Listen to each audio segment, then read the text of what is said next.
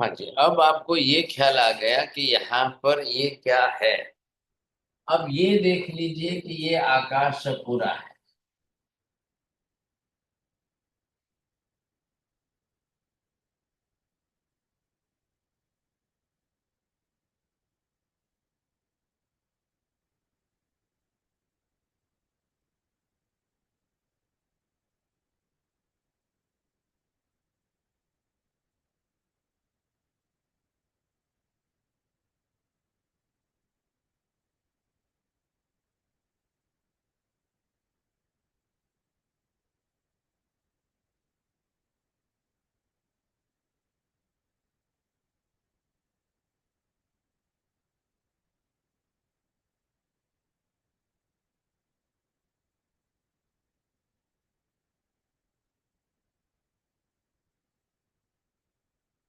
अब जिन पदार्थों का जो भेद है, ये हम बात करें जीवाश्मिक।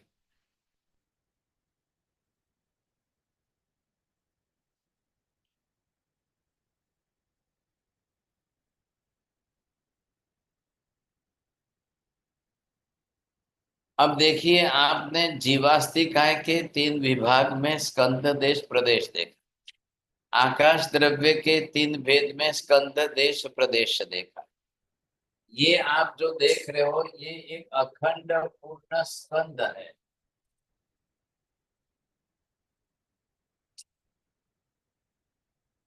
इतना बड़ा आकाश एक पूर्ण स्कंद है। ये धर्मास्तिकाय एक पूर्ण अपने आप में स्कंद है। अधर्मास्तिकाय अपने आप में एक पूर्ण स्कंद है। जीवात्मा ये अपने आप में एक अखंड पूर्ण स्कंद है। हाँ जी, क्योंकि ये विषय यहाँ पर इसी का चल रहा है। अब इसमें आप क्या समझ रहे हो? अगर हमने इसके इतने भाग का ही विचार किया, ये इसका देश हो गया। और इसका ये एक स्मॉल जो है, ये प्रदेश है। बरोबर है। ये आकाश है, ये इसका एक देश हो गया। इतना भाग ये देश है। और ये इसका एक लास्ट जो है, ये प्रदेश है। ये अधर्मास्तिक धर्मास्तिक का भी पूर्ण अखंड स्कंद हो गया। इतना भाग ये इसका पूरा एक देश बन गया। और ये अंदर से ये प्रदेश हो गया, ये देश। अधर्मास्तिक आय के अंदर आप देख रहे हो, इतना भाग जो है हम अलग कर रहे हैं, तो ये इसका देश हो गया। और ये इसका प्रदेश है।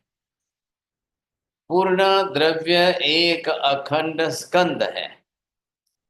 अब रही बात किसकी? ये जो पुद्गल द्रव्य अलग से है, तो यहाँ पर आपको ये समझना है कि ये पूरा एक पुद्गल स्कंद है।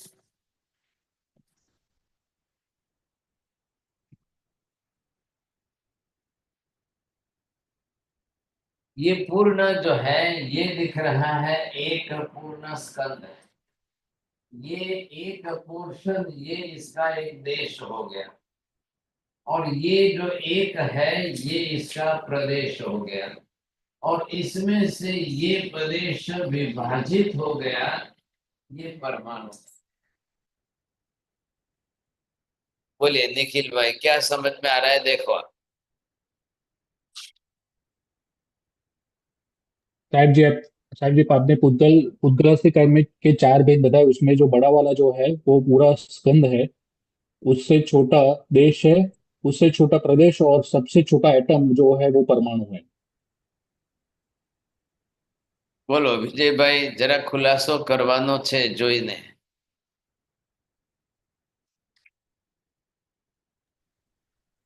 अ, जो पांच पांच अस्थिकाय के पांच पदार्थ है: जीवस्तिकाय, अ, अम, आ- अधर्म अस्तिकाय, धर्मस्तिकाय और आकाश, ये सब स्कंध, देश और प्रदेश, इनके तीन भेद है। और ये अखंड है, ये डिविजिबल नहीं है। और पुद्गल अस्तिकाय के चार भेद है: स्कंध, देश, प्रदेश। और ये अखंड नहीं है, तो ये परमाणु में डिविजिबल है। विजय भाई लास्ट में गड़बड़ कर दी ना आप। बोले विभा में क्या ख्याल आ रहा है, देखो। जी सर जी। जीवास्तिकाय, आकाशास्तिकाय, धर्मास्तिकाय और अधर्मास्तिकाय, ये अस्तिकाय संपूर्ण एक, ये चारों द्रव्य पूर्ण अखंड स्कंद रूप स्वरूप में है। और उद्गलास्तिकाय जो है उसके चार भेद है। तो स्कंद तो असंख्य या संख्यात परमाणु, नहीं, प्रदेश समूहात्मक जो पिंड है उसको स्कंद कहते हैं। उसका एक पार्ट को हम देश बोलते हैं। और इसके वो देश के भी एक पार्ट को हम प्रदेश कहते हैं। और प्रदेश से भी एक परमाणु जो प्रदेश से छूटा अलग होता है उसको परमाणु चलिए, कहेंगे। हाँ अब ध्यान दीजिए थोड़ा सा। ये पूरा चार्ट हो गया, ये 10वें अध्याय का या उद्देश्य का चार्ट है। अब यहाँ बात क्या चल रही है? जीव आत्मा अपने आप में एक पूर्ण स्कंद है, और स्कंद होने से अखंड है, और अखंड होने से स्कंद है। उसका उसी के साथ जुड़ा हुआ एक भाग उसका देश हो गया। और लास्ट में एक परमाणु जो है, ये प्रदेश जो है वो प्रदेश है। अब ये अखंडता होने से इसका प्रदेश विभाजित होकर अलग होता ही नहीं है। बरोबर ध्यान में लीजिए। सेम यहां पर आकाश में बोलना है। कितना बड़ा है, कितना बड़ा है, अनंत गुना बड़ा है, उसकी चिंता न करिए। साइज माप पर मत जाइए। आपको क्या देखना है? भले ही अनंत प्रदेशी अखंड स्कंद है, इसलिए वो एक द्रव्य स्वरूप में, अखंड स्कंद द्रव्य स्वरूप में, उसका एक पोर्शन ये मैंने बताया अलग से कलर में, ये देश है। और लास्ट एक उसका सूक्ष्मतम अनडिवाइडेबल भाग जो है वो प्रदेश। तो वो भी एक अखंड स्कंद हो गया, उसका एक प्रदेश भी विभाजित होकर अलग नहीं होता है कभी। ये विशेषता आ गई। इधर आप क्या देख रहे हो? धर्मास्तिकाय।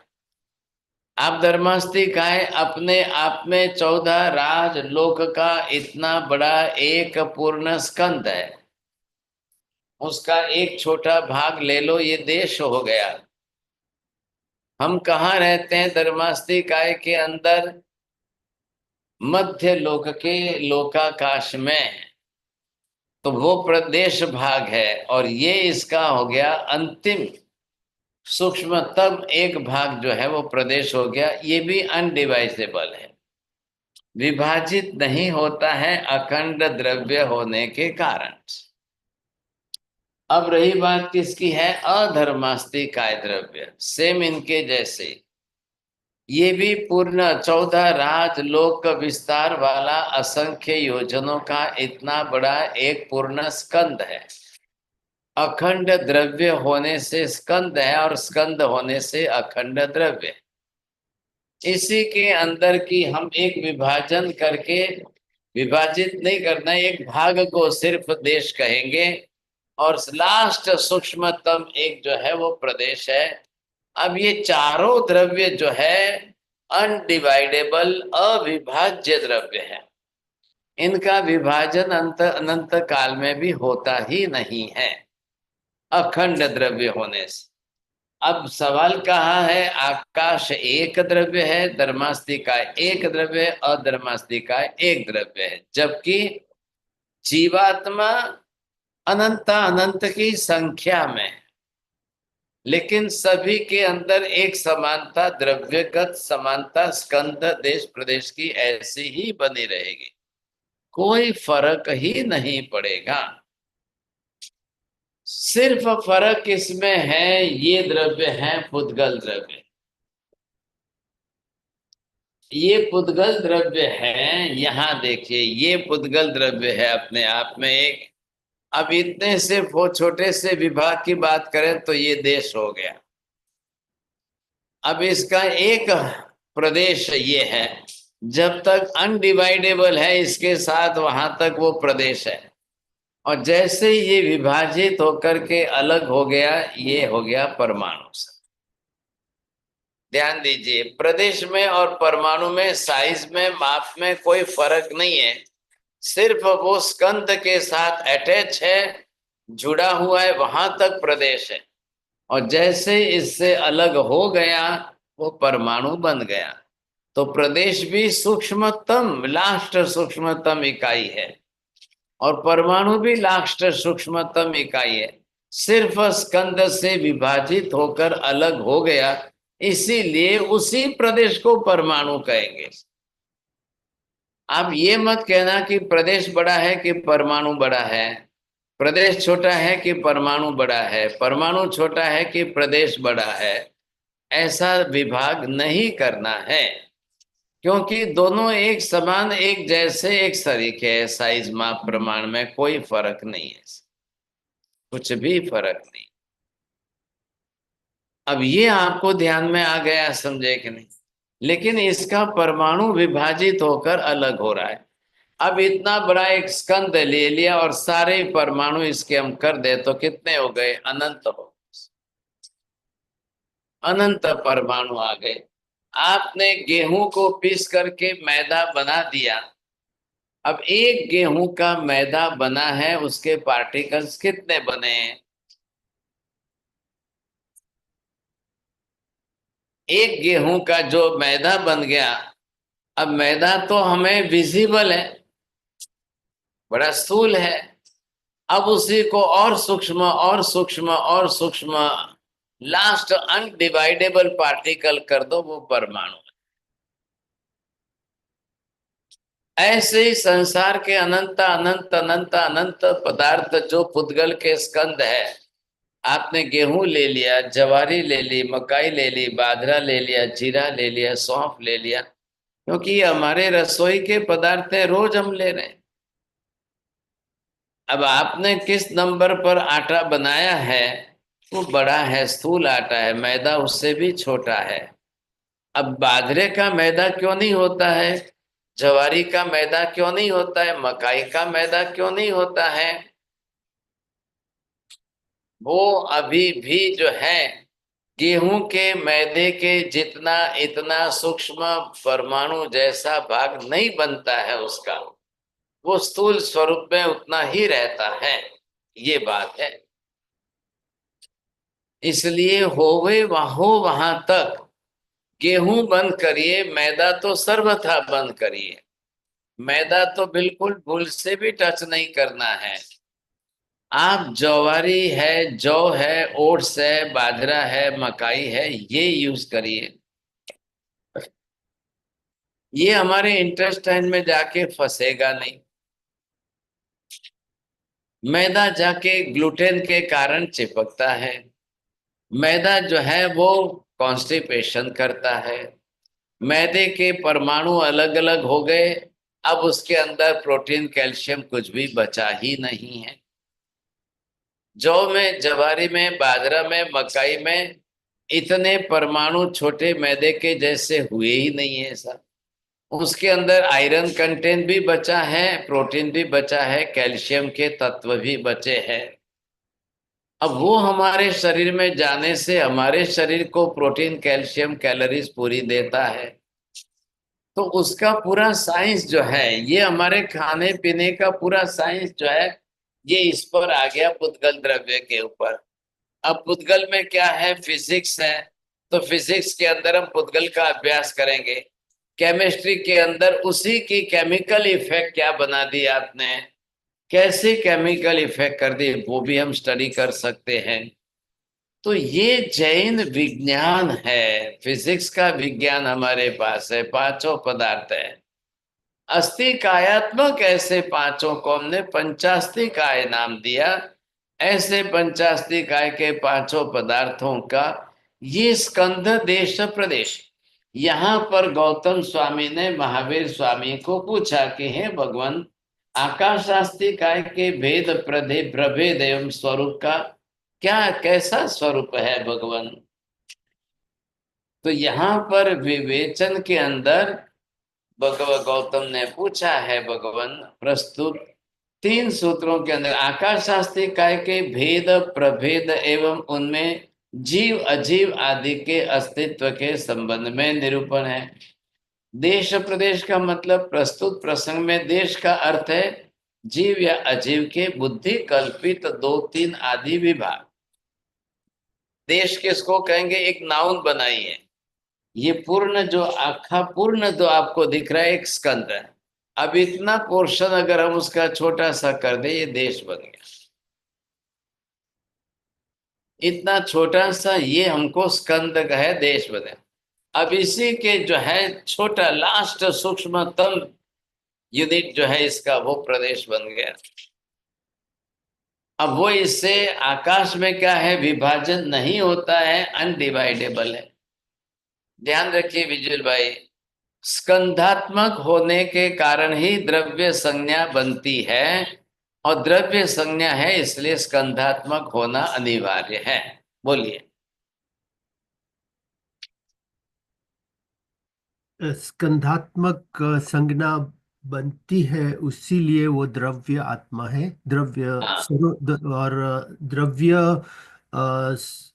स्वरूप हो तो स्कंधात्मक जरूरी है। मतलब क्या हुआ, जैसे हमने आत्मा नाम दे दिया, तो आत्मा पहले अपने आप में एक द्रव्य है। क्यों द्रव्य है? एक स्कंद स्वरूप है इसलिए द्रव्य है, और द्रव्य है इसलिए एक स्कंद स्वरूप है। ये साथ में जोड़ करके आपको चलना है। इसका मतलब क्या प्रूफ हो गया? The soul itself is one type of the substance, then it is existing as a substance. If there is no substance as a soul, then we can say that this is the imaginational thing, hypothetical thing. आत्मा आत्मा आत्मा खाली शब्द है, लेकिन वास्तविकता reality में कोई द्रव्य नहीं है, कोई पदार्थ नहीं है। लेकिन महावीर ने ये आपकी शंकाओं का पहले ही समाधान कर दिया। भाई निगोद में है तब से आत्मा है, और हम 84 लाख के पर्यायों में घूम रहे हैं तो सब जीवात्मा है। हमारी आत्मा वास्तव में अपने आप में एक स्कंद द्रव्य है, जो इस शरीर के अंदर फैलकर रहती है और शरीर छोड़कर चली जाती है। आ गई बात समझ में? अब लास्ट में जब वो जाकर के मोक्ष में स्थिर हो जाएगी, तब वहां द्रव्य स्वरूप है इसलिए मोक्ष है। अब पर द्रव्य पुद्गल का संबंध ही नहीं है साथ। इधर क्या हुआ, गौतम बुद्ध ने अपनी तरह से इसी द्रव्य के अस्तित्व का ही निषेध कर दिया। अब द्रव्य के अस्तित्व का निषेध होने से अब द्रव्य बचता ही नहीं है, आत्मा है ही नहीं है, तो उनके मत में मोक्ष वैसा है ही नहीं। समझेंगे? ये बेसिक फंडामेंटल चीजें हमको समझनी पड़ेगी। इसमें विजय भाई भगवती सूत्र आपने लिया है, बहुत बड़ा खजाना है, बहुत बड़ा खजाना है ज्ञान का। अब कब कौन सा विषय आएगा, कब कौन सा विषय आएगा, कब किस विषय पर विचार विमर्श किया जाएगा, ये अलग अलग विशेषता है। अब इसी में फिजिक्स का विषय ये आ गया। अब पांचों पदार्थों का भेद समझना है आपको। अब देश प्रदेश जीव हो या अजीव, इनके बुद्धि कल्पित 2-3 आदि विभाग जो है, ये इनका देश हो गया सर। अब प्रदेश मतलब क्या? जीव देश या हो या अजीव देश के बुद्धि कल्पित ऐसे लास्ट सूक्ष्मतम विभाग जो अनडिवाइडेबल है, वो प्रदेश है। बोलो विभा बेन, ख्याल आया आपको? जी साहब जी, जो स्कंद है उसका मतलब उसका जो अनडिवाइडेबल पार्ट है वो स्कंद का एक प्रदेश हुआ। लो, सूक्ष्मतम, द सूक्ष्मतम लास्ट सटलेस्ट, लास्ट सूक्ष्मतम। अब लास्ट शब्द का प्रयोग इसलिए है कि अब उसका और आप बुद्धि कल्पित सूक्ष्मता भी नहीं ला सकते। वही प्रदेश है, बस वो अनडिवाइडेबल है इसलिए प्रदेश है। और इन चारों के अंदर डिवाइड होता ही नहीं है कभी। अब आत्मा नरक में जाए, 1000 बार नरक में जाए, अनंत बार नरक में जाए, वहां परमाधामी उसके हाथ पैरों का छेदन भेदन करने ही वाले हैं, ये होना ही होना है। अब भले ही अनंत बार होता रहे, कितनी बार होता रहे, लेकिन अब आत्मा अखंड रूप में ही रहेगी। अनंत काल में भी एक भी प्रदेश आत्मा का डिवाइड होकर अलग नहीं होगा। तो जैसे ही परमाधामी ने आकर हाथ काटा, पैर काटा, वो हाथ यहां से वहां फेंक दिया, तो वहां वैक्रिय वर्गणा के पुद्गल परमाणु वहां रहे। ख्याल आया कि नहीं? आत्मा प्रदेश वापिस संकुचित होकर इधर आ गए। आत्मा अखंड रूप में रह गई, पुद्गल तो वैसे ही विभाजित है, डिवाइडेबल प्रदेश है, तो पुद्गल का हाथ भले ही वहां पड़ा है तो पड़ा रहेगा। आत्मा प्रदेश आ गए, उसमें से हमने खींच करके आत्मा ने ले लिए। अब आप देख लो, रोज ही स्लॉटरिंग हो रही है, स्लॉटर हाउसेस चल रहे हैं तो रोज ही स्लॉटरिंग है। अब गाय भैंस काटे जा रहे हैं, पशु पक्षी काटे जा रहे हैं।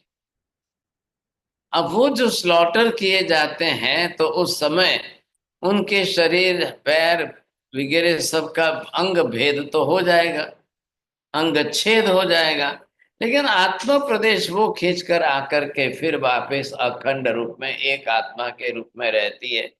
वही यहां से शरीर छोड़ करके जाएगी। अब वो शरीर छोड़ करके जब जाएगी तब दूसरी गति में जाएगी। अगर ये अखंडता बनी नहीं रहती तो कौन छोड़ के जाता? शरीर कैसे छोड़कर जाते? नहीं जाते तो दूसरा जन्म अगला लेते कौन? हम क्यों महावीर के 27 जन्म बोल रहे हैं? जीव आत्मा वही है, एक ही है, वही बार बार दूसरा भव, तीसरा भव, चौथा भव, पांचवा भव अलग अलग कर रही है। उसी को हमने पहले जन्म में नैसार संज्ञा नाम दिया तो नैसार से पहचाना। उसी को हमने जो है यहाँ पर तीसरे जन्म में मरीचि नाम दिया, मरीचि के नाम से पहचाने। 16वें जन्म में विश्वभूति के नाम से पहचानिए, 22वें भव में विमल राजकुमार के नाम से पहचाने, 25वें भव में नंदन राजर्षि और 27वें भव में महावीर। व्यक्ति वही है, आत्मा वही है। जब जब शरीर बदले, जब जब दूसरे दूसरे पर्याय में आए तो दूसरे नाम से व्यवहार किया हमने, कोई गलत नहीं, बरोबर है, लेकिन आत्मा वही है, कर्म फल उसके साथ में वही चल। रही बात किसकी, ये जो है पुद्गल हैं। अब पुद्गल द्रव्य के परमाणु विभाजित होकर अलग हो रहे, वो बिखर रहे हैं, अनंत अनंत अनंत अनंत की संख्या में बिखर करके पूरे 14 लोक के अंदर सर्वत्र फैल रहे, कोई ना नहीं है उसमें, कोई ना। अब यहां आपने देखा स्कंद से बिखर करके परमाणु अलग हुए, फिर परमाणु इकट्ठे होकर फिर स्कंद बन गए, फिर परमाणु जो है बिखर के पर अलग हो गए। ये प्रक्रिया एक एक स्कंद के साथ पुद्गल में अनंत अनंत अनंत अनंत बार चलती रहेगी, कोई फर्क ही नहीं पड़ेगा। इनके चारों के अंदर कोई विभाजित ही नहीं होता है, खंडित ही नहीं होता है, इसलिए इनकी पर्याय जो है वही रहेगी, एज इट इज रहेगी। और इसमें भी आकाश धर्मस्थिका है, अधर्मस्थिका है, तो तीनों द्रव्य अपने आप में स्थिर स्थायी द्रव्य है। ये तो मात्र मीडिया द्रव्य मतलब माध्यम द्रव्य है, इनको तो कुछ करना ही नहीं, एक्टिविटी भी नहीं है। लेकिन जीवात्मा जो है वो आकर के ये पुद्गल के परमाणु जो अलग अलग बिखर गए उनको ग्रहण करके अपना शरीर बनाना है, मन बनाना है, इंद्रिया बनानी है, बनाने का काम कर रहे थे। यदि पुद्गल के स्कंद से प्रदेश भी विभाजित नहीं होते होते तो संसार में एक भी जीवात्मा कभी भी न तो शरीर बना सकते, न मन बना सकते, न कुछ भी कर सकते। आत्मा कुछ भी नहीं कर सकती। क्योंकि इतने बड़े अनंत प्रदेशी स्कंद को लेकर तो आत्मा कर्म नहीं बन सकती है, शरीर नहीं बना सकती है, इंद्रियां नहीं बना सकती है, कैसे बनाएगी? तो इनको जो है विभाजित, परमाणु अपने आप विभाजित होते हैं या किसी के करने से भी होते हैं। इतनी सारी मिट्टी उठाई, परमाणु रूप में बारीक कर दी, उसको छान ली, उसमें पानी डाला, उसको आकार देकर एक घड़ा बना दिया मटका, और अब उसको भट्ठी में तपा के गर्म कर दिया, वो मटका बन गया, पक्का हो गया। सब साल भर पानी भरते रहो। अब मिट्टी के कण कण कण कण है, वो अनंत परमाणु है। अब फिर उसको जो है पानी डाल करके बना करके उसको भट्ठी में सेक दिया, ये परमाणु एक परमाणु दूसरे परमाणु के साथ इस तरह से बंध गए, चिपक गए, हो गया एक घड़ा, आकार ले लिया सब। और वही घड़ा वापस जब फूटेगा तो फिर उसके परमाणु मिट्टी के रूप में बिखर जाएंगे। इसलिए आपको कह रहे हैं कि हाँ जी, आप मिट्टी वाले ऐसे पदार्थ का उपयोग करिए, आप प्लास्टिक आदि का उपयोग मत करिए। प्लास्टिक कप आदि वो डिग्रेडेबल नहीं है ना, आप डालोगे 500 बरस तक पड़ा रहेगा, वो डिग्रेडेबल नहीं है। अब क्या करें हम, कैसे करें हम, सोचिए समझेंगे। अब ये परिस्थिति है हम में। तो यहाँ ये इनका नेचर है, ख्याल आ गया। अब बुद्धि कल्पित ऐसे सूक्ष्मतम विभाग, अब जब आपने अलग कर दिया और ये परमाणु बन गया है, नाउ इट इज अनडिवाइडेबल।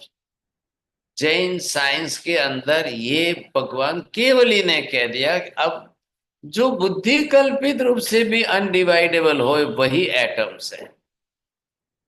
थोड़ा ध्यान से समझना विजय भाई, एटम्स, अब वहां पर तो एक ही शब्द है, हमारे यहाँ हिंदी में हमने अणु और परमाणु, वहां एटम्स के लिए या परमाणु के लिए और अणु के लिए, दोनों के लिए एटम ही शब्द है अंग्रेजी में, दो शब्द अलग नहीं है।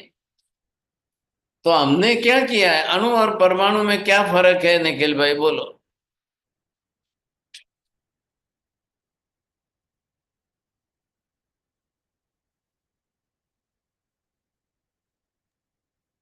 सर जी, अणु डिवाइडेबल है और परमाणु अनडिवाइडेबल है। ये देखो, नहीं। यही गलती होती है साइंस के अंदर, सब जने यही गलती करेंगे, क्योंकि वो शब्द बदल दिए ना, एक दो व्याख्या कर दिया अलग से। अगर अणु डिवाइडेबल है तो उसको अणु मत बोलिए फिर आप, ख्याल आया? इसलिए अणु हो या परमाणु हो, खाली अणु की सूक्ष्मता कितनी है ये समझाने के लिए एडजेक्टिव जोड़ करके परमाणु शब्द लगाया है।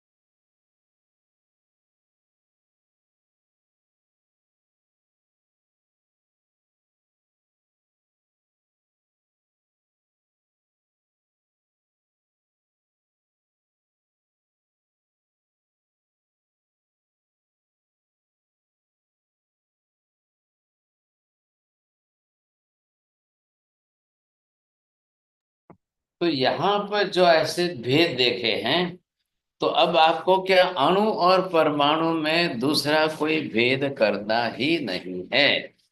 करें।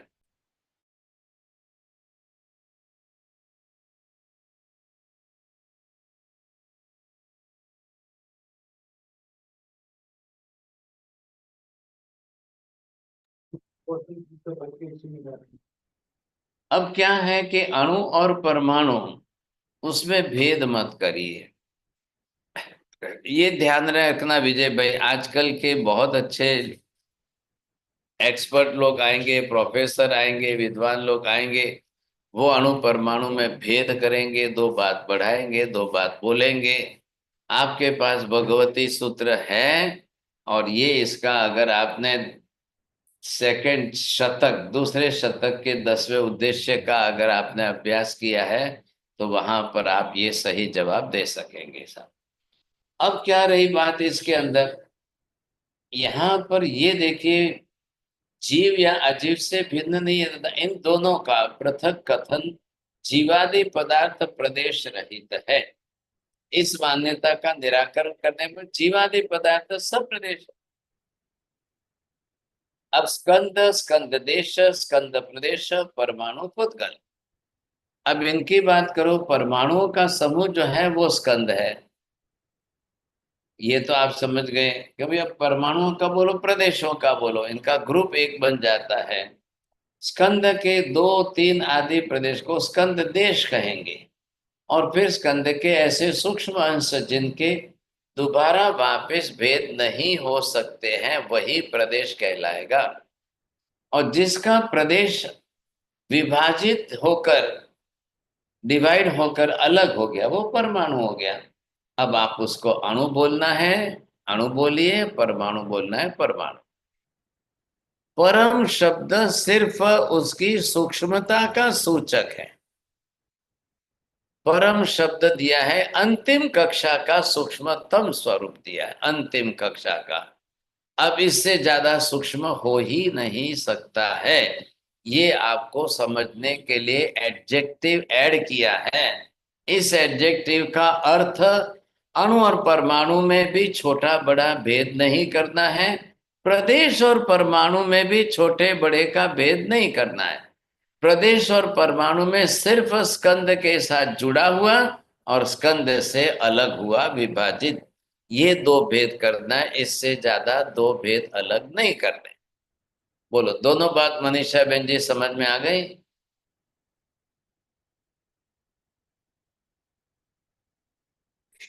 जी गुरुजी। अं- अंतिम सूक्ष्मात्मक जो प्रदेश होगा, वो जो जुड़ा रहेगा तो प्रदेश कहलाएगा, अलग होगा तो वो परमाणु हो जाएगा। हाँ, उसे अणु या परमाणु कह सकते हैं, इन दोनों में भेद नहीं है। अंतिम सूक्ष्मता आ गई, बस ख्याल आ गया। अब उस वो स्कंद के साथ जुड़ा है या स्कंद के साथ विभाजित हुआ, अलग है। अब ये बात आपको ध्यान में रखनी है। उद्गल परमाणुओं के अंदर जो है, इसकी बात करते हैं। अब इनमें तो होने वाला नहीं है, किसी में भी कोई प्रदेश भेद होने वाला ही नहीं है। यहाँ आप क्या देख रहे हो, ये जो है स्कंद है, ये किसका स्कंद है? पुद्गल का। ये पुद्गल के स्कंद से ये परमाणु अलग हो गया। अब जैन धर्म के अंदर वोकेबुलरी में शब्द हमारे पास है, हमने अणु भी नाम दिया, परमाणु भी नाम दिया है, लेकिन साइंस के पास तो सिर्फ एक ही शब्द है। अब वो एटम के सिवाय दूसरे दो तो विभाजित कर ही नहीं सकते। और दूसरी बात, जैन धर्म जिसको परमाणु कह रहा है, उसको समझने में विज्ञान ने, साइंस ने अभी तक बहुत बड़ी भूल की है। उन्होंने एटम जिसका नाम दिया है, वो एटम सिंगल एटम नहीं है। उसके साथ जिस तरह से ये आप देखेंगे कि इसमें आपको क्या, ये जो है उसका न्यूक्लियस भी आ गया। अब ये इसके साथ में जिस तरह से जुड़े हैं, तो इसके साथ ये इनका इलेक्ट्रॉन्स है, ये प्रोटॉन है, ये न्यूट्रॉन है, ये पॉजिट्रॉन है, ऐसे करके इन्होंने अलग अलग बात की है। तो एक सिंगल परमाणु नहीं हुआ, ये भी ग्रुप ऑफ एटम हो गया। अब ग्रुप ऑफ एटम होने से अब 4 है, 5 है, जो भी है, तो साइंस ने फिर इसको जो है वापस अपनी तरह से मॉलिक्यूल नाम दे दिया।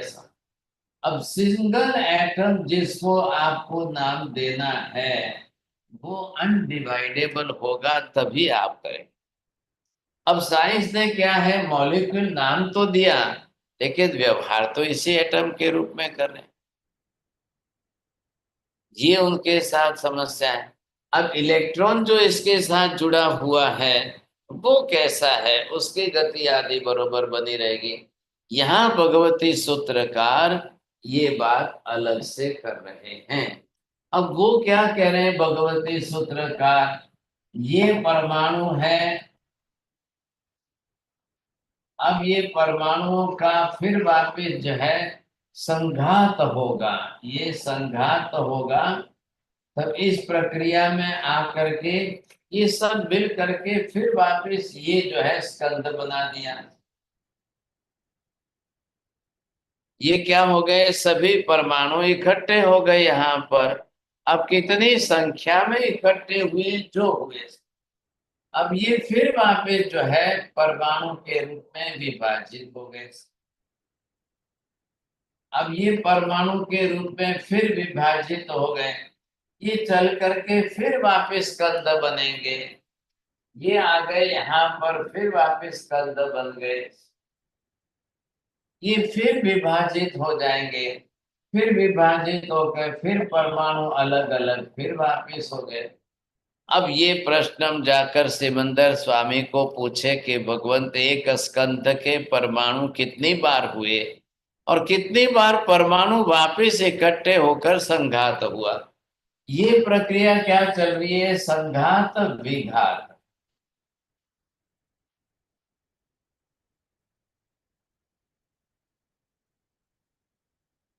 ये प्रक्रिया चल रही है संघात विघात।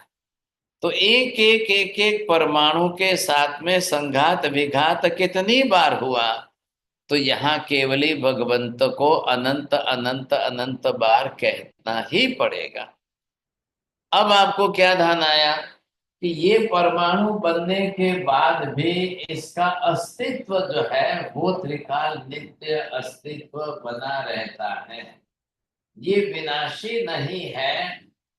ये त्रिकाल नित्य होने से इस परमाणु का अस्तित्व भी बना। विनाशी क्यों बोलते हैं, विघात होने के कारण। ये स्कंद भाग है, अब ये स्कंद स्वरूप है और इसमें से परमाणु फिर अलग होकर के ये विभाजित हो गए, इसलिए विनाशी द्रव्य कहते हैं।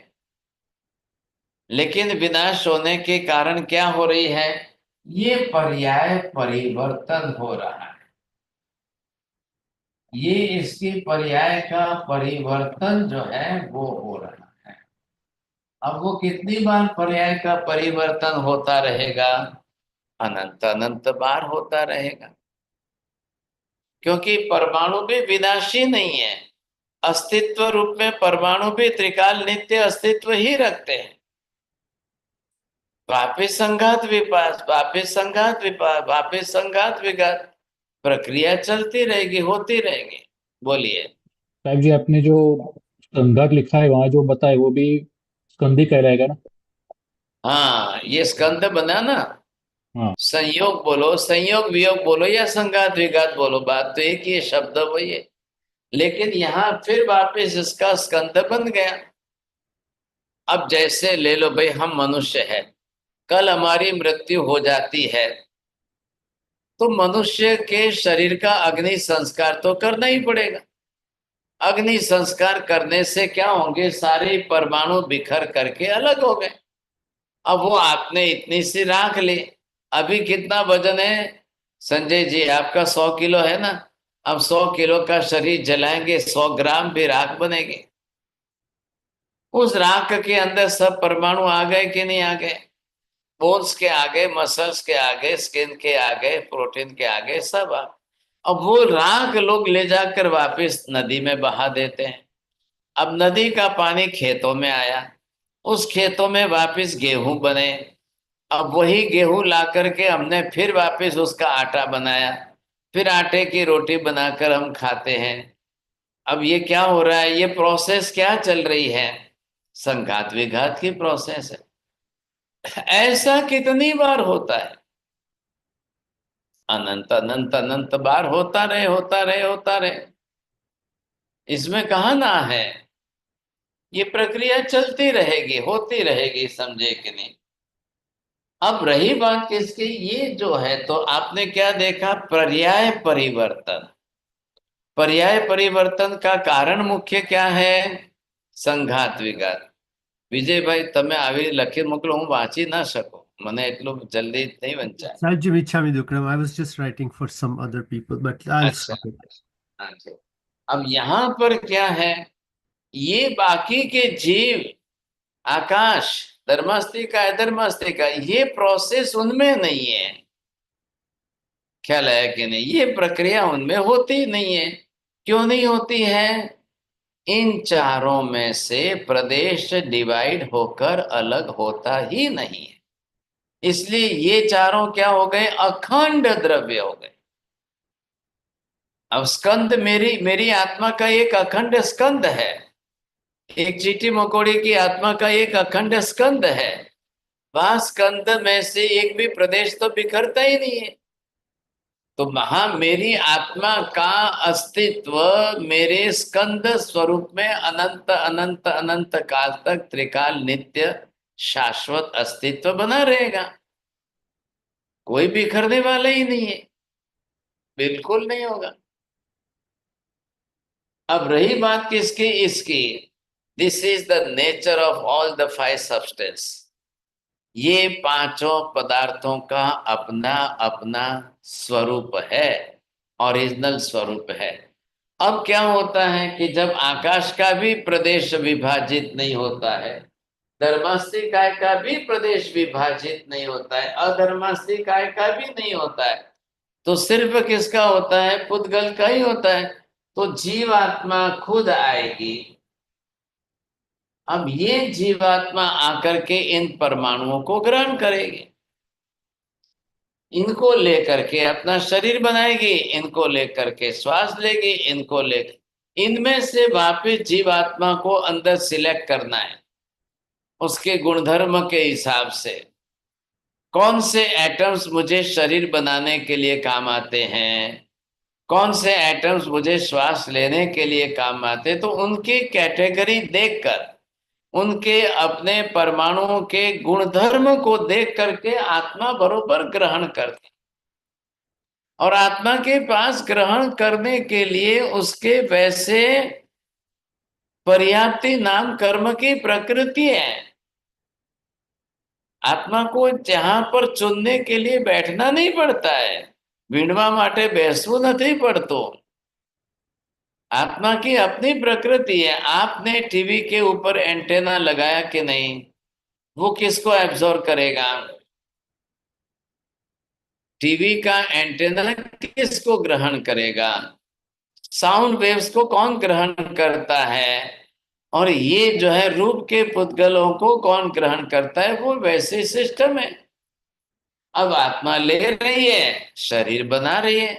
जीव आत्मा उसके लिए पहले सुरक्षित स्थान में गर्भाशय में गया, जो माता के शरीर में गर्भ यूट्रस है वहां प्रवेश करता है। आराम से वहां पर पुद्गल परमाणुओं को मदर जो ले रही है वो उसको सप्लाई कर रही है। उसको लेकर अपनी पर्याप्ति के हिसाब से बरोबर शरीर की रचना कर रहा है।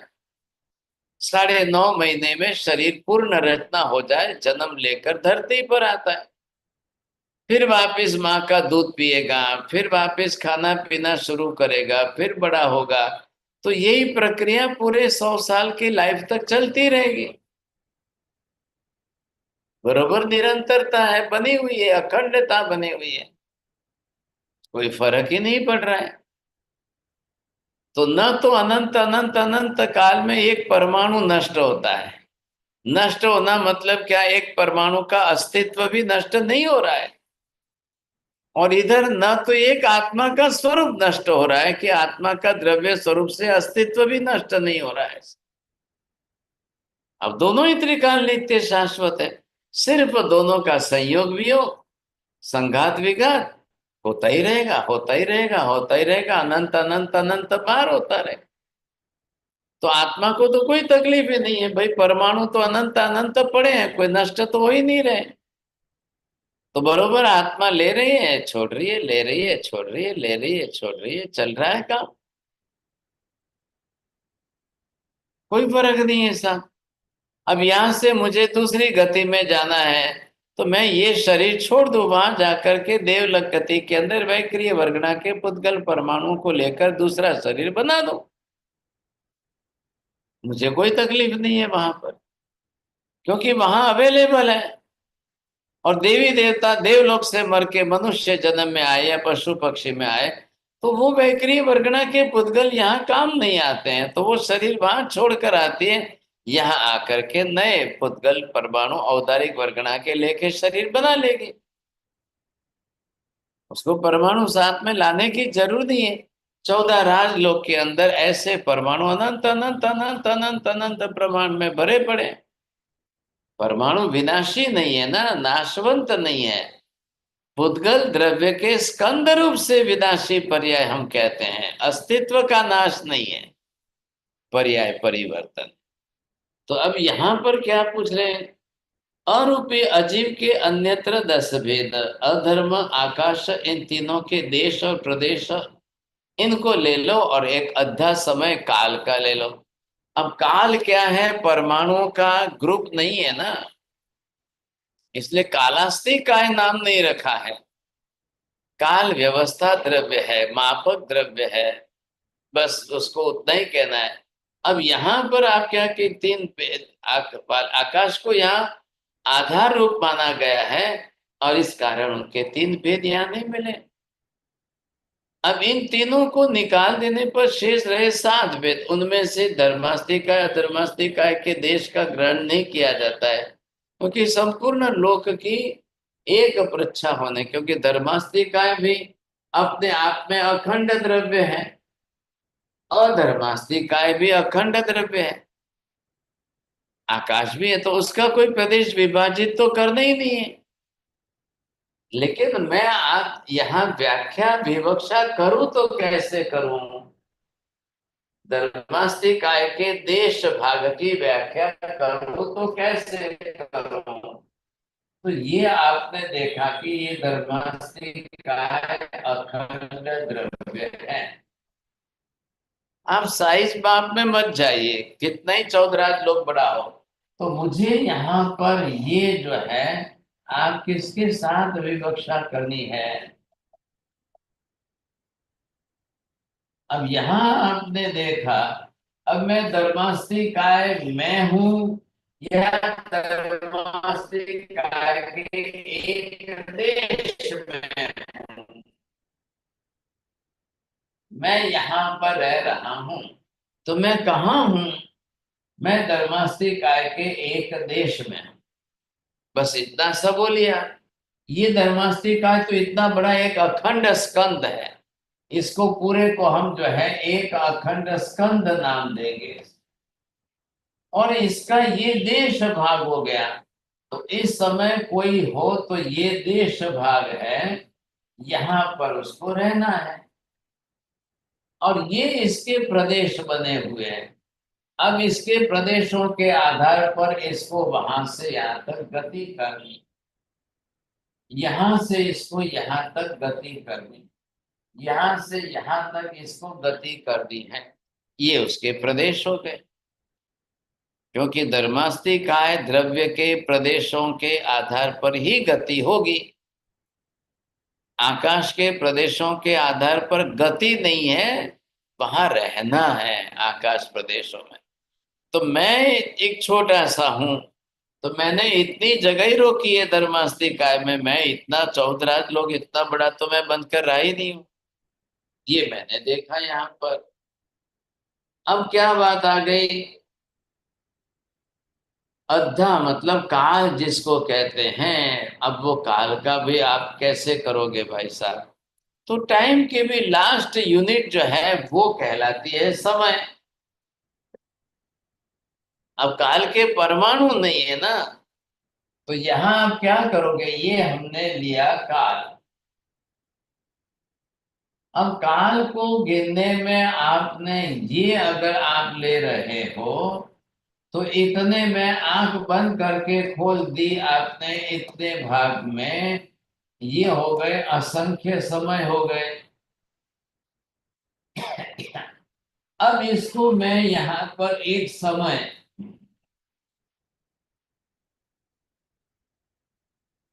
ये इसको एक समय की मैंने नाउन, एक नाउन दी, संज्ञा दी। तो जैसे परमाणु है which is the last subtlest part of the whole स्कंद, वैसे ही समय is the last unit of the time. Last unit कहने के मतलब ये हो गया कि नाउ द वन समय is not dividable, which is undividable, केवली की दृष्टि से अविभाज्य ऐसा जो काल है वो एक समय कहलाएगा। अब just in the blinking of the eyes असंख्य समय हो जाएंगे।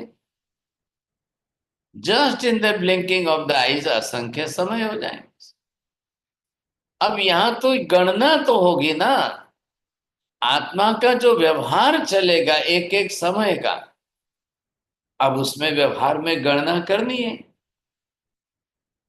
गणना करने पर आप एक समय, मैं महावीर स्वामी को, मैं आज सिमंदर स्वामी को जाकर पूछूं कि हे भगवान, एक समय में मैंने कितने कर्म बांधे, कौन कौन से कर्म बांधे, तो सिमंदर स्वामी तो उत्तर देंगे ना।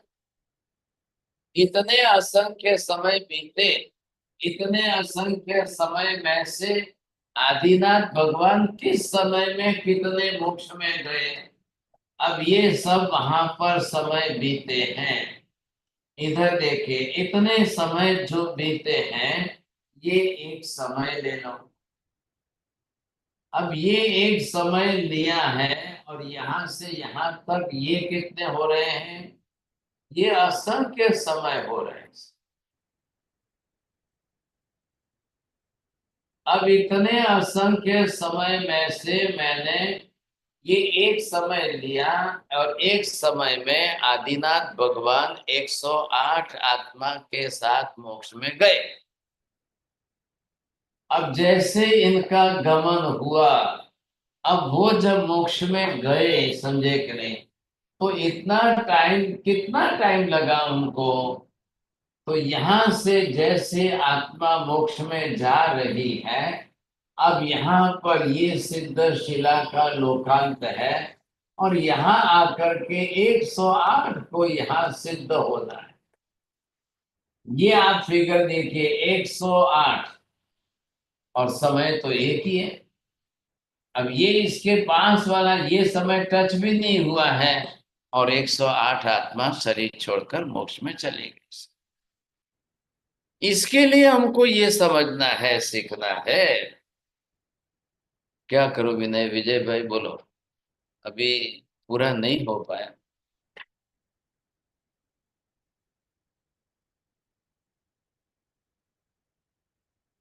चलो फिर वापस नेक्स्ट क्लास में करना पड़ेगा। साहब जी कल 14 से तो मांगलिक क्लास। હા, કાલે શું કરશું બોલો? કાલે અહીંયા બધાને પ્રતિક્રમણ કરાવવું જરૂરી છે। तो क्लास नहीं होगा ना साहब जी?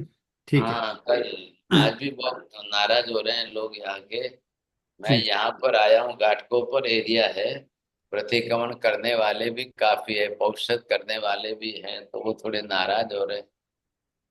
ठीक है। प्रश्न ले सकते हैं साहब जी? साहब जी एक निखिल भाई का प्रश्न है, एक मैं, अगर निखिल भाई, can I ask one quick one? या गो अहेड प्लीज प्लीज। साहब जी, बुद्ध भगवान, आपने बुद्ध रिलीजन में आपने कहा अस्तित्व नहीं है आत्मा का, और वो द्रव्य स्वरूप नहीं मानते। तो अगर द्रव्य स्वरूप माना नहीं तो पर्यायी स्वरूप का आधार किस पे है? और कर्म थियरी का आधार तो पूरा निकल जाता है।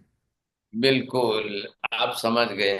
अब विजय भाई को समझने में आया। चलो, ओके, इतना तो बिल्कुल अच्छा बात गो फायदा हुआ। हाँ। साहब जी, जीवास्तिकाय जो होता है वो गर्भ में आता है, पुद्गल के परमाणु को लेकर शरीर की रचना होती है। 9.5 महीने के बाद शरीर का जन्म होता है, धरती पे आता है। शरीर तो बढ़ता रहता है, 18-20 साल का बच्चा हुआ, बर्फ पूरा शरीर हो गया। तो इसमें भी संघात विघात तो कंटिन्यूसली होता ही रहता है ना साहब जी? स्कंद, आप मृत्यु देयर इज नो। मृत्यु तक रोज होना है। हाँ हाँ। मृत्यु तक रोज होना ही होना है। ठीक है, एट द एज ऑफ 18 और 19 और 20 the height will stop, the increasement correct of the correct height will stop, no correct doubt. लेकिन every day whatever you are taking the food, it will give you the proteins goes and out also. Calciums and calories and everything. Correct. तो every day के हिसाब से पूरी पूरी life तक चलना है, मृत्यु तक चलना है। क्योंकि और उसका हमारा ही परमानेंट नहीं स्टेट चलना नहीं है। है, हमारा ही चल रहा है ऐसे नहीं। देवी देवताओं के वैक्रिय शरीर में भी उनको भी वैक्रिय शरीर के पुद्गल परमाणु लेने ही पड़ते हैं। तो उस हिसाब से हम कह सकते हैं कि उसका, मनुष्य के शरीर का परमानेंट जो स्कंद का स्टेट है वो कभी आएगा नहीं, क्योंकि उतार चढ़ाव रहते रहे शरीर में। उतार चढ़ाव तो विघात भी होती रहेगी, परमाणु भी निकल गए, परमाणु फिर से ग्रहण भी करेगा ना। हाँ, राइट। बिल्कुल बिल्कुल बिल्कुल, ओके होते ही रहेंगे, ओके। होते ही रहेंगे साहब। There is no end at all. Right. साहब जी, वही कंटिन्यूएशन में एक प्रश्न उस ये आता है कि वो बुद्ध जो धर्म है उसमें कर्म की बात आती है, आत्मा की भी बात आती है, तो आधार कहाँ है फिर उसका? कोई आधार नहीं है, फिर भी वो संस्कार मान लेते हैं। अब वो अनित्य कहकर के, नाशवंत कहकर, आत्मा को यही क्षणिक कहकर नष्ट बता रहे हैं। तकलीफ तो ये है, इतना विरोधाभास, द कॉन्ट्राडिक्टरी स्टेटमेंट चल रहे हैं उनके, बेस नहीं है, और फिर वो अनित्य कह करके बात बिगाड़ देते हैं। अब ये आपको जब समझ लेंगे ना, फिलोसॉफिकल एनालिसिस करके, who is correct, who is wrong, who is correct, who is wrong, why they are correct, why they are wrong, why they are not correct, यही तो हमको समझना है बस। इतना समझ लेंगे, सम्यक दर्शन और मिथ्या दर्शन का भेद हो जाएगा आपको। जी साहब जी, खूब खूब आभार। Any other questions? नमो अरिहंताणं, नमो सिद्धाणं, नमो अयनियाणं, नमो वच्छायाणं, नमो लोये सर्वसाहुणं, एषु पंच नमुकारो सर्वपापप्रणाशनं, मंगलानं च सर्वेसिं परमं हवै मंगलम्। मंगलम भगवान वीरो, मंगलम गौतम प्रभु, मंगलम स्थूलिभद्राद्य जैन धर्मोस्तु, मंगलम चत्तारि मंगलम अरिहंता, मंगलम सिद्धा, मंगलम साहु, मंगलम केवली पन्नतो धम्मो, मंगलम चत्तारि लोकोत्तम, अरिहंता लोकोत्तम, सिद्धा लोकोत्तम, साहु लोकोत्तम, केवली पन्नतो धम्मो लोकोत्तम, चत्तारि शरणं पवज्जामि, अरिहन्ते शरणं पवज्जामि, सिद्धे शरणं पवज्जामि, साहु शरणं पवज्जामि, केवले पन्नतं धम्मं शरणं पवज्जामि। सर्वमङ्गलमाङ्गल्यं सर्वकल्याणकारणं, प्रधानं सर्वधर्माणां, जैनम जयति शासनम। धर्म लाभ, बहुत बहुत आशीर्वाद सबको। त्रिकाल साहब जी, शुभ शतम रहिजो। શાતામાં રહેજો. त्रिकाल वंदन सर, सुख शातम રહેજો સાહેબ। बहुत बहुत आशीर्वाद, हाँ, काल सबको। वंदना साहब जी, सुख साता जो। हाँ जी, धर्म। खूब खूब आभार। Thank you all. We'll see you next week. Saturday. Jai Jinendra and Pranam.